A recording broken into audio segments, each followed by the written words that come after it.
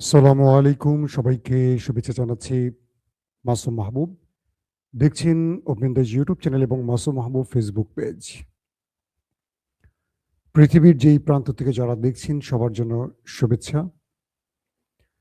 দর্শক, যুদ্ধ পরিস্থিতি ক্রমান্বয়ে কি বলবো টালমাটাল অবস্থার দিকে যাচ্ছে। মার্কিন সেনারা যে কোনো সময় ইরানে স্থল অভিযান শুরু করবে, এমনটি ইঙ্গিত মিলছে মার্কিন গণমাধ্যমের। পাশাপাশি নতুন করে এই যুদ্ধে আরব আমিরাত নাম লিখাতে আসতে যাচ্ছে এমনও ইঙ্গিত পাওয়া গেছে। পাশাপাশি নেতানিয়াহু এবং ট্রাম্পের জন্য পেছনে ফেরার কোনো পথ নেই। বিশেষজ্ঞরা এমনটিও মত দিচ্ছেন, এই যুদ্ধ বিজয় ছাড়া তাদের পথ বন্ধ হয়ে যাচ্ছে। আমেরিকা তার সবচেয়ে উন্নত প্রতিরক্ষা ব্যবস্থা থার্ড এবং প্যাট্রিয়ট সব খুইয়ে এখন ইউক্রেন থেকে হাওলাত দিচ্ছে। ইসরায়েল দাবি করেছে তারা আইআরজিসির নৌ প্রধানকে হত্যা করেছে এবং কুয়েত জানিয়েছে তারা এই যুদ্ধে জড়াবে না। দর্শক, চলুন আমি আপনাদেরকে আরো বেশ কিছু গুরুত্বপূর্ণ খবর দেব আজকের লাইভ সেশনে। প্রথমে যে খবরটি দিয়ে শুরু করতে চাই, একজন লিখেছেন, ওনার নাম হলো কাজী নজরুল ইসলাম, ময়মনসিংহ থেকে। তিনি আমার 5 বছর ধরে ভিডিও বা আমার খবর শোনেন। ধন্যবাদ ভাই। মার্কিন সেনারা প্যারাটুপার অর্থাৎ যুদ্ধ বিমান থেকে বা বিমান থেকে ইরানে নেমে পড়বে, সেইভাবে একটা কমান্ডো বাহিনীকে প্রস্তুত করা হয়েছে, এই জোনে আনা হয়েছে। ডোনাল্ড ট্রাম্পের নির্দেশ চলে এসছে, জাস্ট সময়ের অপেক্ষা মাত্র। এরই মধ্যে ইরান আমেরিকার মধ্যে পেছনে নেপথ্যে বসে যুদ্ধ বন্ধে বেশ কিছু দেশ কাজ করছে। তাদের মধ্যে রয়েছে তুরস্ক, মিশর, পাকিস্তান, ওমান। এই তো আমেরিকা মূলত চাইছে একটা ফেস সেভিং। ডোনাল্ড ট্রাম্পের বিরুদ্ধে শুক্রবার আগামীকাল 28 মার্চ, তাই তো আজকে তো 27 না 26, আজকে 26, আগামীকাল 27, অর্থাৎ 28 মার্চ আমেরিকাতে হতে যাচ্ছে ইতিহাসের সবচেয়ে বৃহৎ বিক্ষোভ, এমনটি দেশটির কিছু কিছু গণমাধ্যম দাবি করেছে। এখান থেকে যে কোনোভাবে ট্রাম্পকে ফেস সেভিং নিয়ে ফিরে যেতে হবে। ইরান যুদ্ধটা ছিল তার সেই ফেস সেভিং এর জন্য একটা খেলা, কিন্তু এই খেলায় তিনি বিজয় পাননি। এখন পর্যন্ত পরাজয়ের দায় বা গ্লানি তার উপরে রয়েছে। অন্যদিকে অ্যাবস্টিন ফাইল তো তার আছেই, একটি ছোট্ট কিশোরী মেয়ের ইস্যুতে।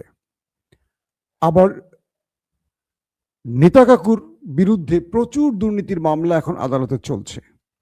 তিনি গাজা থেকে শুরু করে ইরান পর্যন্ত যুদ্ধটি লম্বা করেছেন, কারণ তার এই মামলা থেকে বাঁচতে হলে যুদ্ধকালীন একটি সরকার গঠন করার বিকল্প ছিল না। এই পরিস্থিতিতে মার্কিন সেনারা আমেরিকাতে ঢুকলে কি ঘটতে পারে, আসেন সেটা নিয়ে আমরা একটু বিশ্লেষণ করি। ইরানের স্পিকার এবং পররাষ্ট্রমন্ত্রী দুটো বক্তব্য দিয়েছেন যে আমার ভূমিতে যদি দখলদার সেনা প্রবেশ করে তাহলে তারা আর বেঁচে ফিরতে পারবে না।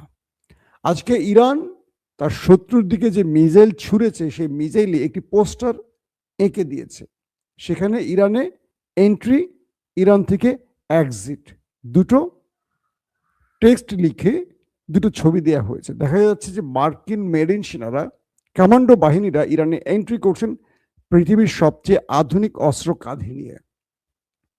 ছবিটি উপরের, ইরানে ঢুকছে পৃথিবীর সবচেয়ে আধুনিক অস্ত্র নিয়ে মার্কিন সেনারা। নিচে আরেকটি ছবি দিয়ে লিখছে এক্সিট ইরান বা ইরান এক্সিট। সেখানে যে ছবিটি দেয়া হয়েছে দেখা যাচ্ছে একজন মার্কিন সেনা নিহত, তাকে মার্কিন পতাকা দিয়ে স্ট্রেচারে শোয়ানো, দুজন ল্যাংরা ল্যাংরা লুরা, হাত পা ভাঙা, বাকি দুজন সেনা তাকে কোনো রকম টেনে টেনে ইরান থেকে বের হচ্ছে। দিয়ে সেখানে বলা হয়েছে যে তোমরা আসবে ইরানে, কিন্তু যাবে এভাবে, তোমরা আসবে খুব আধুনিক প্রযুক্তির অস্ত্র টস্ত্র নিয়ে কিন্তু যাবে ল্যাংড়া লুরা হয়ে।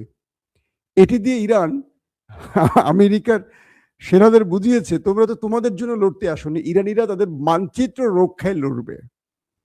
ইরানের সামনে তার মানচিত্র রক্ষার জন্য সর্বোচ্চ ত্যাগ, সর্বোচ্চ পরীক্ষা ইরান দিবে। তোমরা কেন আসছো? তোমাদের সৈন্যদের মধ্যে মোরাল অথরিটি কতটুকু আছে, শক্তি কতটুকু আছে?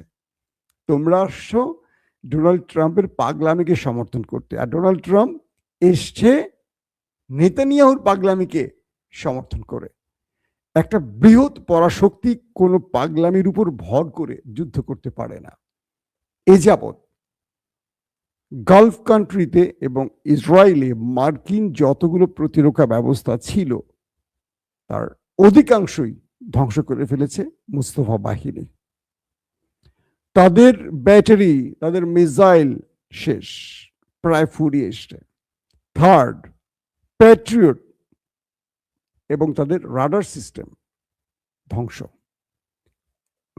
আরব রাষ্ট্রগুলো নিজেরা নিজেদের রক্ষা করতে পারছে না মার্কিন প্রতিরক্ষা ব্যবস্থা থাকার পরও।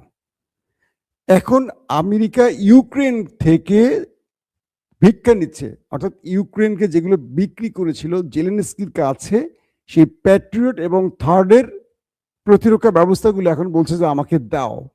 আমারে তো ইরান মাইরা তক্তা বানায় ফেলাইছে। এখন ইউক্রেন থেকে নিচ্ছে হাওলাত। এখন ইউক্রেন হয়ে যাবে রাশিয়ার টার্গেট, কারণ এতদিন আমেরিকা থেকে কিনছিল এগুলো জেলেনস্কি অনেক টাকা খরচ করে, এখন এগুলো আমেরিকা চেয়ে বসছে। তার মানে আমেরিকার কি পরিমাণ ক্ষতি হয়েছে, ইরান কি পরিমাণ তার সমরাস্ত্র ধ্বংস করেছে আপনারা বুঝতে পারছেন। ইরান বলছে যে নেতানিয়াহুর খুশিতে মার্কিনীরা ইরানে প্রবেশ করবে। আমরা তোমাদেরকে এইটুকু চ্যালেঞ্জ দিচ্ছি, তোমরা যতটা বুক ফুলিয়ে আসবে সেভাবে যেতে পারবে না। তোমাদের যেতে হবে স্ট্রেচারে করে, অথবা এয়ার অ্যাম্বুলেন্সে করে, অথবা লাশ হয়ে।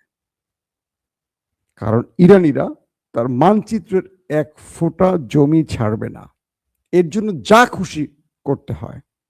ইরানের গণমাধ্যম কর্মীরা বলছে ইরান এই মুহূর্তে যে প্রস্তুতি নিচ্ছে তাদের ভান্ডারে যথেষ্ট ড্রোন এবং মিসাইল এখনো মজুদ আছে। এটা কে বলছে? ইরান। যদি তথ্যটি সঠিক হয়, আমার কেন যেন মনে হচ্ছে আমেরিকার জন্য মহা বিপদ অপেক্ষা করছে। কারণ যারা 20টা বছর আফগানে থেকেছে, আর আফগানের কাছে কিচ্ছু ছিল না, কয়েকটা পিস্তল আর বন্দুক ছাড়া, আর হাতে তৈরি কিছু রকেট লঞ্চার। পাহাড়ের গুহার মধ্যে থাকতো, সুযোগ মতো টুস করে এটা মেরে আবার গুহায় ঢুকে যেত। ন্যাটো, আমেরিকার ন্যাটোকে নিয়ে, এতগুলো দেশকে নিয়ে 20টা বছর থেকে খালি হাতে ফিরে গেছে। আর ইরান তো দুটো দেশকে মেরে তক্তা বানাচ্ছে। শুধু দুটো কই, সঙ্গে আরো পুরো আরবকে একসাথে খেলছে আরবকে নিয়ে। এই দেশটিকে প্রতিনিয়ত আপডেট বা অ্যাডভান্স অস্ত্র দিচ্ছে রাশিয়া, চীন। আজকেও রাশিয়া থেকে বিশাল চালান আসছে ইরানে, এবং রাশিয়ান আধুনিক অস্ত্র এখন বাজিমাত করছে ইরান, এমনটিও বলছে ইন্টারন্যাশনাল গণমাধ্যমগুলো। তার মানে ইরানের কাছে এখনো ভয়ঙ্কর কি কি আছে পৃথিবী জানে না, কারণ ইরান শত্রুকে বুঝতে দিতে চাচ্ছে না, কারণ খেলা তো এখানে শেষ নয়। এখনই মেসিকে তারা ব্যবহার করতে চাইছে না, এখনই রোনাল্ডোকে তারা ব্যবহার করতে চাইছে না। তাদেরকে রিজার্ভ বেঞ্চে রাখছে ইরান। কেন রাখছে? কারণ এই লড়াইটা খেলছে পৃথিবীর সবচেয়ে বড় পরাশক্তির বিরুদ্ধে ইরান, যারা পৃথিবীতে এই মুহূর্তে সুপার পাওয়ার হিসেবে প্রতিষ্ঠিত। তো তাদেরকে প্রথমেই তাদের সকল শক্তি দেখিয়ে দিলে এটা তাদের জন্য বুমেরাং হতে পারে। ইরানের আইআরজিসি বলছে যে আমরা প্রতিদিনই শত্রুকে সারপ্রাইজ দেব। সেই সারপ্রাইজ আমরা দেখলাম যে ডিমোনাকে আমেরিকা, ইসরায়েল একদম নিশ্চিন্ত নিরাপত্তা দিয়ে ঢেকে রেখেছিল পৃথিবীর সব প্রতিরক্ষা ব্যবস্থা দিয়ে। সেখানে ইরানের মিসাইল আর ড্রোন যেভাবে তাণ্ডব চালিয়েছে, এরপর তাদের মনোবল ভেঙে গেছে যে ইরান চাইলে সব পারে। এবং ইরান বলে দিয়েছে পরপরই যে তোমাদের ডিমোনার কিছু এরিয়া আমরা ধ্বংস করে দেখালাম যে আমরা চাইলে ওটা ডিমোনাকেও পারতাম। আমরা তোমাদেরকে সতর্ক করছি, আমাদের পারমাণবিক ক্ষেত্রে তোমরা যদি হিট করো এরপর ডিমোনা বলে কিছু থাকবে না, নিশ্চিহ্ন করে ফেলবো। এটি ইরানের সরাসরি বক্তব্য। এখন বলা হচ্ছে এই যুদ্ধে নতুন করে জড়াতে চাইছে আরেকটি দেশ, আরব আমিরাত। তারা আমেরিকাকে বলেছে তোমার যত শক্তি আছে ব্যয় করো, তোমাকে লাগলে আরো পেট্রোডলার দেব, আমার সেনা তোমার সাথে নামবে, আমরা ইরান দখল চাই, আমরা ইরানের তেল গ্যাস ধ্বংস দেখতে চাই। কে বলছে? আরব আমিরাত। আমি বারবারই বলি এই দেশটি হলো মুসলিম বিশ্বের একমাত্র বিস্ফোরা, এটির সবচেয়ে বড় বড় জুব্বা পড়ে, কিন্তু এই দেশটির মধ্যে কি চলে যারা আরব আমিরাত ঘুরছেন আমার মতো দেখার সুযোগ হয়েছে তারা জানেন, নতুন করে আর বলবো না। আরব আমিরাত বলছে যে আমরা ইরানে হামলা চালাতে চাই আমেরিকার সাথে কাঁধে কাঁধ মিলিয়ে। আর আজকে আব্বাস আরাকচি ইরানের পররাষ্ট্রমন্ত্রী বলছেন আমাদের প্রতিবেশী বিশ্বাসঘাতকদের আমরা স্মরণ করিয়ে দিতে চাই আমাদের ভূমিতে যদি মার্কিনীদের সেনারা নামে আমাদের সেনারা ওই দেশটিতে নামবে, মানে আরব আমিরাতের কথাই বলেছে। আমি আজকে সন্ধ্যার বা রাত 8:30 লাইভে বলেছি আপনাদের। তার মানে ইরানের টার্গেট আছে, এই যে ইরান এই পর্যন্ত যেটা বলছে যে তার যেখানে হামলা হয় সেটা পাল্টা প্রতিশোধ সেখানে নিচ্ছে। যদি আমেরিকানরা নামে খার্ক আইল্যান্ডে, মনে রাখবেন আরব আমিরাতে ইরান নামবে। ইরান বলে দিয়েছে যে আমার 1 বিঘত নিলে আমি তোমাদের 5 বিঘত নিব, 2 বিঘত তো নেবই, ডবল নেব। তো এখন আরব আমিরাত এই যুদ্ধে জড়িয়ে বাকি মুসলিম দেশগুলোকে যদি টেনে আনার চেষ্টা করে, এটা আমেরিকা না, এটা ইসরায়েলের সবচেয়ে সফল খেলা হয়ে যাবে, কারণ ইসরায়েল আরব আমিরাতের মূল পিছনে ক্রিয়ানক, ইসরায়েলই এই দেশটিকে নিয়ন্ত্রণ করে। কাতার বলেছে তারা এই যুদ্ধে জড়াবে না, এখন পর্যন্ত কাতারের স্টেটমেন্টগুলো ভালো, তারা বলছে যে এই যুদ্ধে তারা জড়াবে না, কারণ তারা বুঝতেছে শত্রু আসলে কি চাইছে। দর্শক, আইআরজিসির যিনি নৌ প্রধান আলী রেজা তানসিনি, তাকে হত্যার দাবি করেছে নেতাকাকুর দেশটি। একটা কথা না বললেই নয়, ইরানের সুপ্রিম কমান্ডার সহ প্রধান 30-40 জন কিন্তু মেরে ফেলছে। কিছু হয়েছে? মাঠের একজন যোদ্ধা মরে গেলে পাশ থেকে আরেকজন যোদ্ধা দাঁড়িয়ে যায়, ইরান সেইভাবেই তার রাষ্ট্রটাকে তৈরি করেছে। এখানে ইরানকে এই সেনাদের মেরে পররাষ্ট্রমন্ত্রীকে যদি মারেন বা তার সিকিউরিটি প্রধানকে যদি মারেন, তার যদি আইআরজিসি প্রধানকে মারেন, ইন্টেলিজেন্স কিচ্ছু হবে না। প্রতিটা ক্ষেত্রে একাধিক লোকগুলোকে সেট করে দেয়া আছে। এর মাধ্যমে কি হয়েছে? আলী রেজাকে মেরে কি হবে? ইরান বলছে যে আমাদের কোনো ব্যক্তির জন্য এই লড়াই থামবে না, গতি হারাবে না, এটা হলো গতি বাড়বে সামনের দিনগুলোতে। নেতা কাকুর বাড়ির মানুষগুলো মানসিক রোগী হয়ে যাচ্ছে, তারা বলছে যে এই যুদ্ধের নামে আমরা আর পারছি না। একদিকে সাইরেন, একদিকে আমাদের দিনের পর দিন অবিরত বাংকারে থাকা, আমাদের সাধারণ জীবন ব্যাহত হচ্ছে, পুরো জীবন হ্যাং হয়ে গেছে, আমরা এর থেকে মুক্তি চাই। কিন্তু ইরান বলছে এটা আরো লম্বা সময় চলবে, কারণ এই যুদ্ধে নেতাকাকু হারতে রাজি না, ইরানও হারতে রাজি না।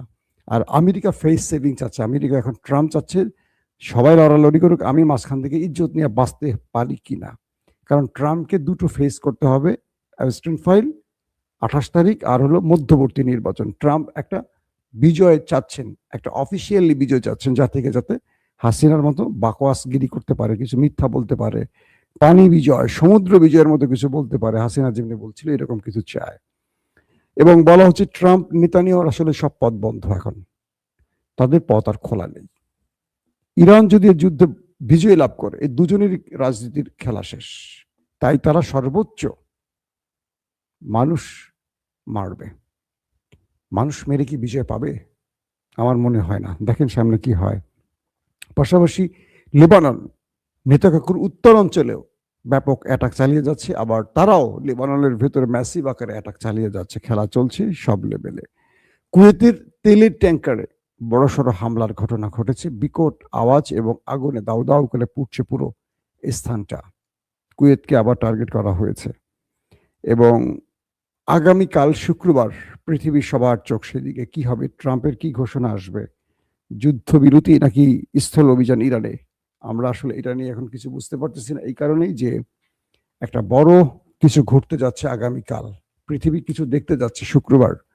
এই দিনটিতে হয় একটা সারপ্রাইজ দিতে পারেন ডোনাল্ড ট্রাম্প যুদ্ধবিরতির নাম করে, কারণ পর্দার অন্তরালে অনেক খেলোয়াড়, মহা খেলোয়াড়রা খেলছেন। ইরানকে যদি ম্যানেজ করতে পারেন, আর যদি প্রতারণা করা হয় ইরানের সাথে আবারও, ইরান বলছে আমাদের 5টি শর্ত দিয়ে দিয়েছি, এই 5টি শর্তের উপর, আমি 5টি শর্ত কি আবার বলবো আপনাদের? আমি কিন্তু কয়েক দফা বলেছি, আর বলতে চাচ্ছি না। আমার প্রতিটা নিউজে আপনাদেরকে কম বেশি আমি এগুলো বলার চেষ্টা করি।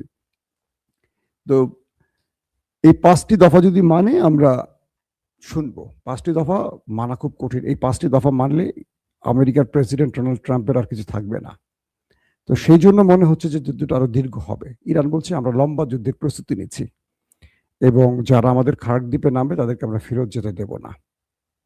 আর আজকেও নেতা কাকুর বাড়িতে বড় সড়ো আক্রমণ হয়েছে। দর্শক, আমি একটা ফুটেজ আপনাদের দেখাবো, বের করে রাখছি, অনেকক্ষণ ধরে ভুলে গেছি।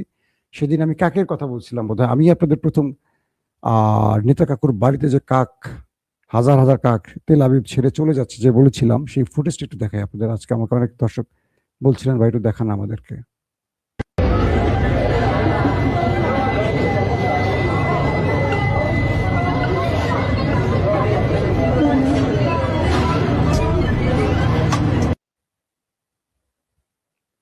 আপনারা দেখেছেন যে কিভাবে হাজার হাজার কাক সে দেশটি ছেড়ে যাচ্ছে। এটা নিয়ে অনেক রকম তথ্য উপাত্ত এখন আসছে বিভিন্ন গণমাধ্যমে।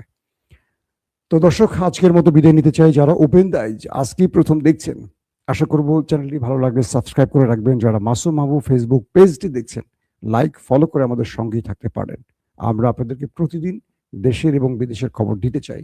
বাংলাদেশের যে কোনো বড় ঘটনায় আমরা আবারও বাংলা খবরে চলে আসবো, বাট এখন আন্তর্জাতিক খবরে আপনাদের চাহিদা বেশি, বা আপনারা বারবার এই খবরগুলো দেখতে চান বলে আমরা সেই খবরগুলো আপনাদের বেশি দেবার চেষ্টা করছি। দর্শক, আজকের মতো বিদায় নিচ্ছি। আল্লাহ আমাদের প্রত্যেকে নিরাপদে রাখুন।